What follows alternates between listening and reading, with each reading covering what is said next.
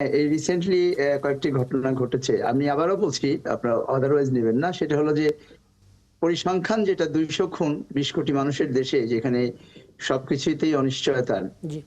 কোথাও কোনো কিছুতেই আমাদের নিশ্চয়তা নেই এবং কোথাও কোনো কোনো সিকিউর না, সেই দেশে ১০ মাসে ২০০ খুন মানে প্রতি মাসে গড়ে ২০টা করে খুন হয়েছে।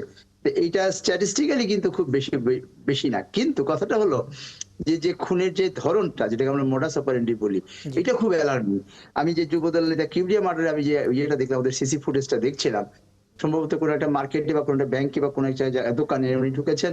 জি। তারপরে একটা হেলমেট পরা একটা ছেলে লোক, দুজন আসলো, হেলমেট এবং গাউন পরাটা লোক এসে জাস্ট তাকে মানে সিনেমা স্টাইলে, তাকে সিনেমেটিক স্টাইলে তাকে গুলি করে চলে গেল। It's really very alarming. আমি জানি না এটার কারণ বা উদ্ঘাটন এতক্ষণে পুলিশ করতে পেরেছে কিনা।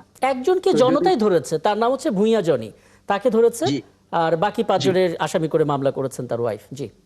আচ্ছা, তো এখন এইটা আমি ওইটা ফলো আপটা জানতাম না। যাই হোক, তো এখন এটা ডেফিনেটলি খুব অ্যালার্মিং। আমি যেটা বলেছি যে সবসময় যেটা বলি যে অপরাধ সংগঠিত হয়ে যাওয়া অপরাধ আর সংগঠনের যে আশঙ্কা, এই যেটাকে বলে ফিয়ার অফ ক্রাইমটা মানুষকে অনেক বেশি কাহিল করে ফেলে, মানে কমিশন অফ ক্রাইমের চাইতে।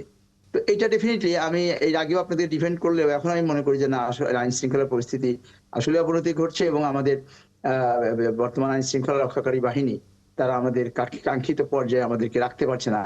অন্য সময় যখন পলিটিক্যাল গভর্নমেন্ট থাকে তখন তো পলিটিক্যাল গভর্নমেন্টের দোহাই দিয়ে অনেক সময় পুলিশরা এটা, আইন শৃঙ্খলা বাহিনী এটা দোহাই দিয়ে অনেকটা মানে বাঁচার চেষ্টা করে। কিন্তু এখন তো সেটা নাই, এখন তো কোনো ইন্টারফেয়ারেন্স নাই। এটা আমিও আপনার সাথে একমত, যেটা অ্যালার্মিং। এটা যদি খুব তাড়াতাড়ি রিকভারি না করা যায় তাহলে আমাদের জন্য জি। আসলে খুব জি। মানে খারাপ বার্তা বহন করে। একদম।